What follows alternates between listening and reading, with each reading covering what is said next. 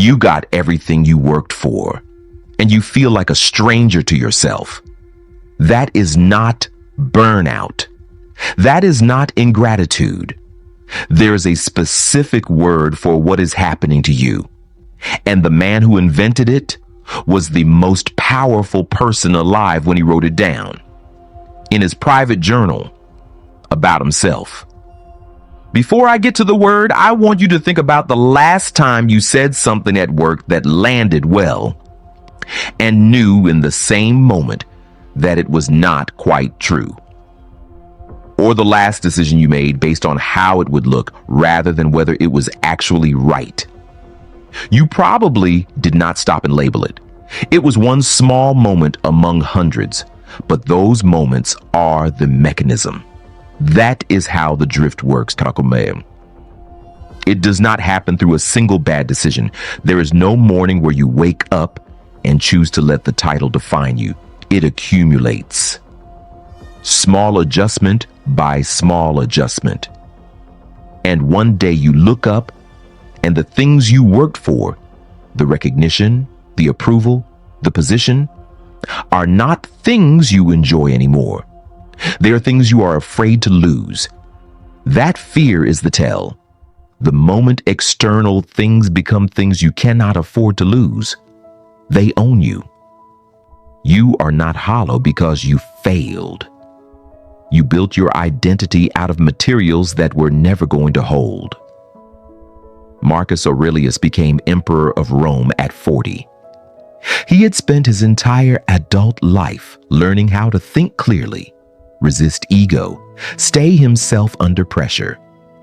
Then he walked into the most powerful environment on earth, and it started working on him immediately. Through the same slow accumulation you just recognized in yourself. Within years, he was writing himself warnings. The warnings had nothing to do with enemies or battle strategy. They were about what success was doing to him from the inside. He invented a word for it. Imperialization, the process by which a powerful environment dyes your character, the way ink dyes cloth, silently, without a single moment where you chose to change. He was the emperor. Nobody was forcing him to comply. He had more power than any human being alive, and he still felt the pull so strongly that he had to write himself emergency warnings about it. If it reached him, it reaches everyone, including you. That is not an excuse. It is just the honest starting point. So what actually pulls you back? Not a mindset shift, not a productivity system, something much smaller and much harder. Marcus called the imperial court his stepmother. Cold, demanding, taking everything. And he called philosophy his real mother. The only place he could go to find himself again underneath everything the role was asking him to be. Every morning before the empire started, he sat alone with his journal and asked himself one question.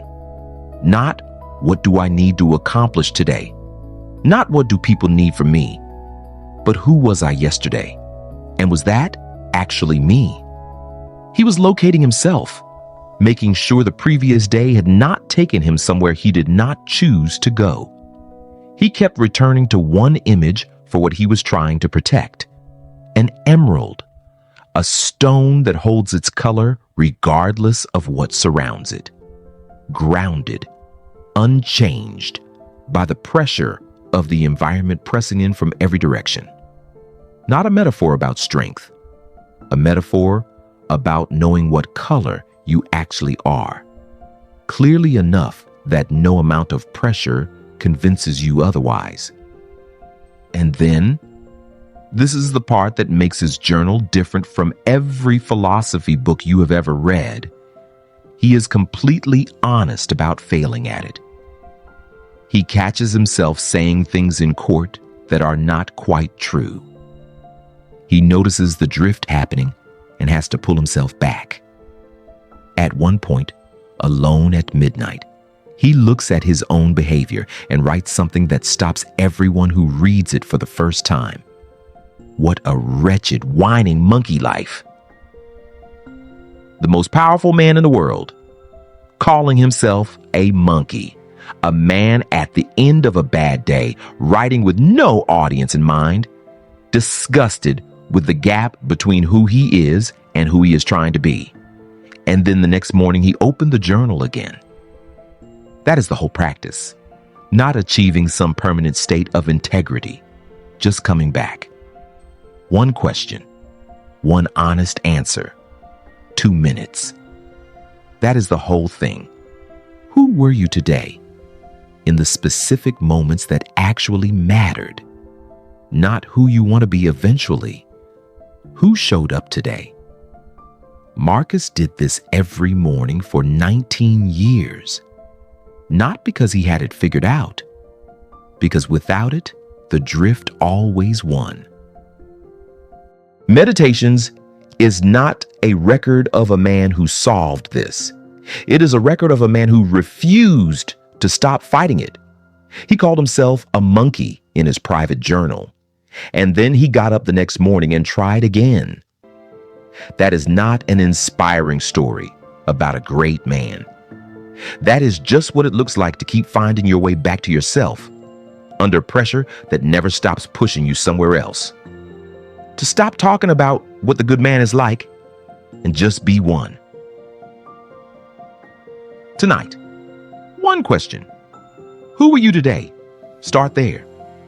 What is the one thing you said you would never compromise and then did? Drop it in the comments, because that specific thing is usually where the drift started, and naming it out loud is the first move back. If this landed, subscribe. Next week, we go to the foundation of all of this. What Stoicism actually is, where it came from, and why a philosophy born on a collapsed merchant ship in ancient Athens feels more urgent right now than almost anything written this century. See you there.